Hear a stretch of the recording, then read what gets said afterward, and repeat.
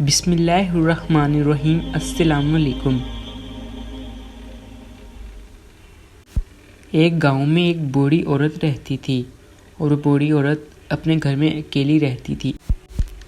اس کے گھر میں 2 چھوٹے چھوٹے گارے یعنی مٹی سے بنائے گئے کمرے بھی تھے اور ایک چھوٹی سی پتھروں سے بنائی گئی حویلی بھی تھی۔ تو اس نے اپنی کمائی سے حاصل ہونے والے چند سکوں میں اپنے گاؤں کے اندر 2 یتیم بچوں کی کفالت کی ذمہ داری بھی خود اپنے سر پر لے لی۔ سارے گوالے حیران تھے کہ جس بوڑھی اماں کی گوالوں کو مدد کرنی چاہیے تھی، وہ بوڑھی اماں کے ہاتھ کے بنائے گئے قالین مکیش امبانی کے محل تک بھی جاتے تھے۔ قلعے کے حاکم نے جب قالین دیکھے تو اس نے تاجر کو کہا کہ یہ قالین تم نے کہاں سے لیے ہیں؟ میں یہ قالین بنانے والے ماہر کاریگر سے ملنا چاہتا ہوں۔ تو اس نے بتایا کہ ہمارے گاؤں کے اندر ایک بڑھیا رہتی ہے اور اتنی خوبصورت قالین بناتی ہے۔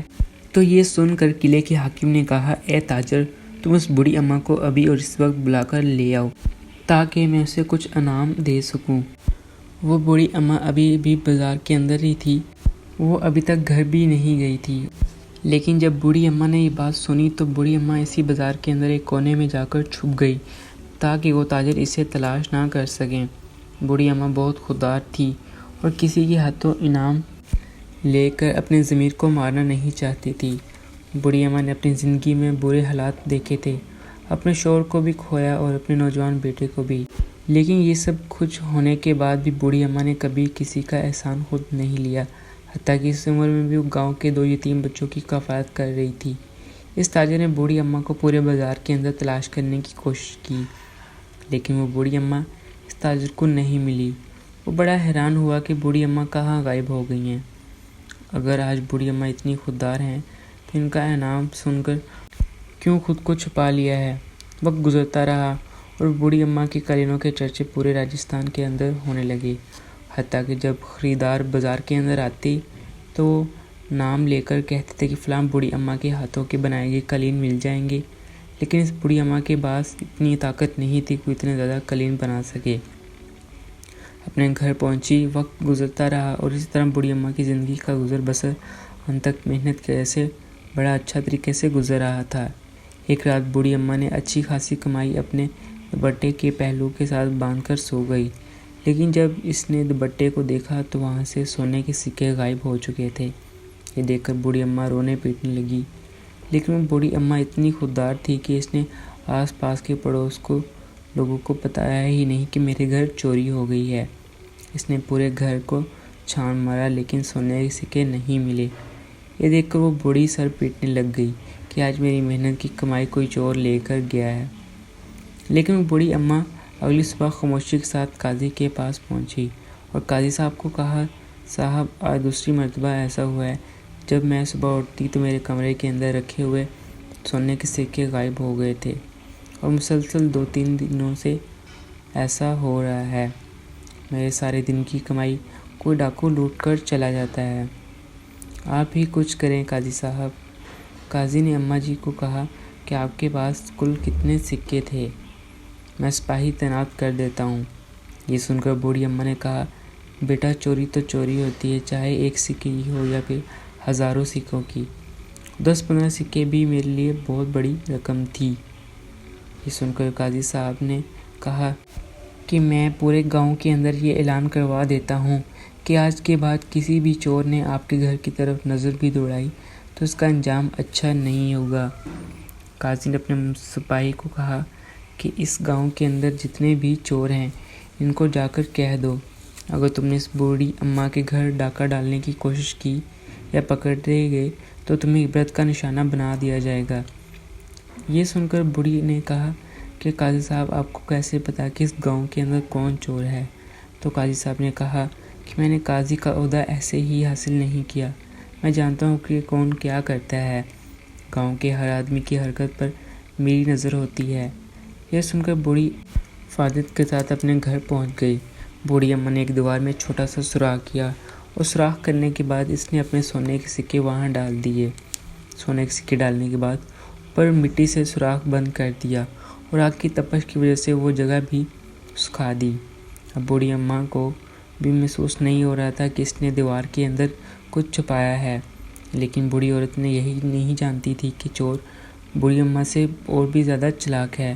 اگلی صبح جب بڑھیا نے دیکھا تو دیوار میں چھوٹا سا سوراخ لگا ہوا تھا۔ شہر کے اندر بڑے بڑے تاجر رہتے تھے، لیکن وہ صرف بوڑھی اماں کی کمائی کے ساتھ ہی ایسا کیوں کر رہے تھے؟ آخر ان کی کیا ضد تھی؟ کئی دن گزر گئے اور چور اسی طرح کرتا رہا۔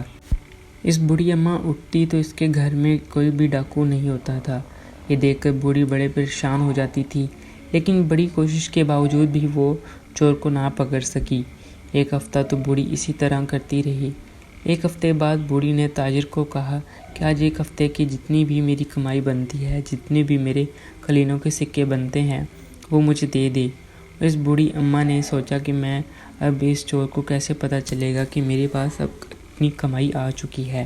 بوڑھی شام کو گھر آئی، بڑی حفاظت کے ساتھ کمرے کے ایک کونے میں چھوٹا سا گڑھا کھودا، اور گڑھا کھودنے کے بعد اس نے وہاں سکے رکھ دیے اور مٹی سے بند کر دیا۔ اپنے باقی جتنا بھی سامان تھا اس کو اس نے کونے پر رکھ دیا، تاکہ ڈاکو کو بھی شک نہ ہو کہ میں نے سکے کہاں چھپائے ہیں۔ اگلی صبح بوڑھی اماں اٹھی تو منظر دیکھ کر اس کے پیروں تلے سے زمین ہی نکل گئی، کیونکہ بوڑھی اماں نے دیکھا کہ گھر کا سارا سامان بکھرا ہوا تھا اور اسے کونے سے اس کے ایک ہفتے کی کمائی گئی سونے کے سکے بھی غائب ہو چکے تھے۔ یہ دیکھ کر بڑھیا سر پیٹ کر رونے لگی اور اللہ سے دعائیں کرنے لگی، اے میرے مالک، میری مدد فرما۔ آخر ماجرا کیا ہے کہ میری ہر روز کی کمائی اسی طرح غائب ہو جاتی ہے؟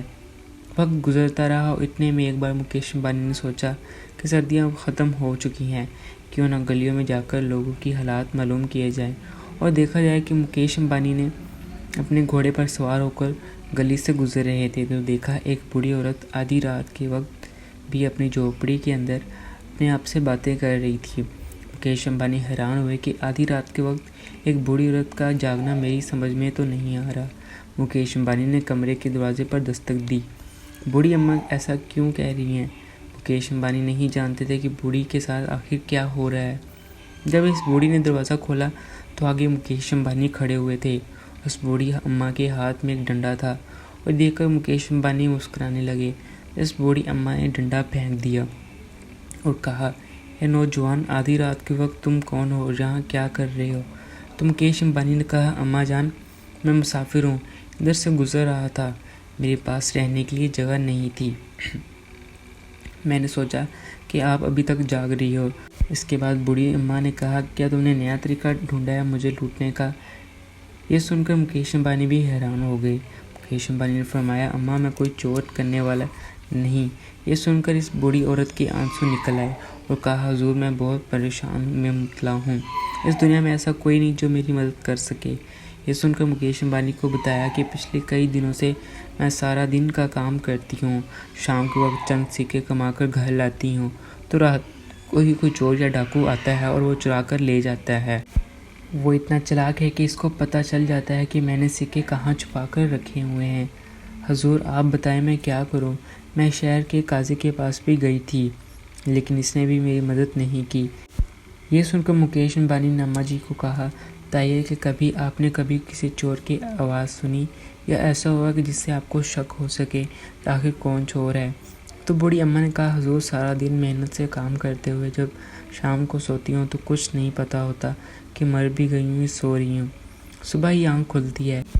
یہ دیکھ کر مکیش امبانی نے کہا، بوڑھی اماں، کل آپ میرے پاس آ جانا، کل آپ کے چور کو پکڑ کر دکھاؤں گا۔ اگلی صبح ہوئی تو مکیش امبانی تشریف لائے تو اتنے میں دروازے پر موجود اسی بوڑھی عورت کے خاص طور پر اندر آنے کا حکم دیا تھا۔ آج رات آپ کا چور پکڑا جائے گا، آپ جا کر آرام سے سو جائیں۔ شام کا وقت ہوا، مکیش امبانی نے سپاہی کو حکم دیا کہ یہ بکری جا کر بوڑھی اماں کی چھت پر باندھ دو۔ سپاہی بھی حیران تھا کہ مکیش امبانی بوڑھی عورت کی چھت پر بکری کیوں باندھنا چاہتا ہے۔ تو سپاہی نے کہا، اماں جان، بہتر تو ہے مکیش امبانی ہی جانتے ہیں، آج کی رات آپ کا چور پکڑا جائے گا، آپ ہمارے مکیش امبانی پر بھروسہ رکھیں، کیونکہ آج اس دن بوڑھی اماں نے بڑے ہی محنت کے ساتھ، لگن کے ساتھ کام کیا تھا۔ جب شام کا وقت ہوا تو بوڑھی اماں نے اپنے سونے کے سکے محفوظ جگہ پر رکھے اور آرام سے سو گئی۔ جیسے آدھی رات کا وقت ہوا تو کسی نے دروازہ کھڑکایا۔ بوڑھی اماں کو لگا پھر سے وہ چور تو نہیں آ گیا، کیونکہ آج رات پھر اس نے چند سکے چھپا کر رکھے ہوئے تھے۔ ڈر کے مارے اپنے سکوں کو سنبھالتے ہوئے جب دروازے پر پہنچی تو اس نے دیکھا کہ آدھی رات کے وقت مکیش امبانی نے کہا، اماں جان کو کہا، اماں جان ہمیں اندر آنے کی اجازت دیجیے۔ بوڑھی عورت نے کہا، ذرا آپ اندر تشریف لے آئیں، مکیش امبانی نے ایک ہی رات میں وہ چور کیسے پکڑ لیا؟ تو یہ سوال بوڑھی عورت نے مکیش امبانی سے کیا۔ تو مکیش امبانی نے فرمایا، اماں جان جب شام کے وقت میں نے اپنی سپاہی کو کہا تھا کہ تم جا کر چھت پر چڑھ جاؤ اور فوراً سے بکری باندھو، جب بکری نے چیخنا شروع کر دیا، جھونپڑی کے پیچھے چڑھنے کے نشانات بھی دیکھے تھے، انہوں نے جیسی بکری کی آواز سنی تو وہ فوراً دوڑتے ہوئے آئے تو چور چھت پر ہی موجود تھا، اس کو پتہ ہی نہ چلا کہ اس کے ساتھ کیا ہوا ہے، یہ گھبرا کر شکار ہو گیا اور بھاگنے کا راستہ اختیار کرنے لگا، یہ تو آپ ہی جانتے ہیں۔ اس طرح مکیش امبانی نے اس ڈاکو کو کہا، آخر کیا وجہ تھی کہ تم صرف بوڑھی اماں کے چند سکے ہی چرا کر لے جاتے تھے؟ تو یہ سن کر اس ڈاکو نے کہا، حضور میں فلاں گور کے گاؤں سے آیا ہوں اور یہ بوڑھی اماں میرے پڑوسی تاجر کے پاس کم داموں میں قلیم بیچ کر چلی جاتی ہے، جس کی وجہ سے میرا قلیم نہیں بکتا۔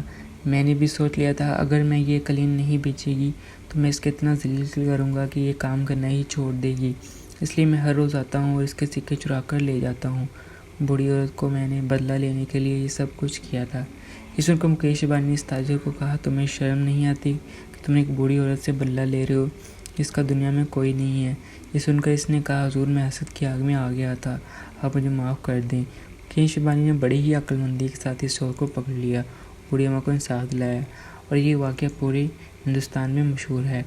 راجہ کہانی ٹی وی، شکریہ آپ سب کا ہمارے چینل پر مزے کی ویڈیوز سننے کے لیے۔ ہمارے چینل کو سبسکرائب کریں، لائک کریں، شیئر کریں۔ تب تک کے لیے اللہ حافظ۔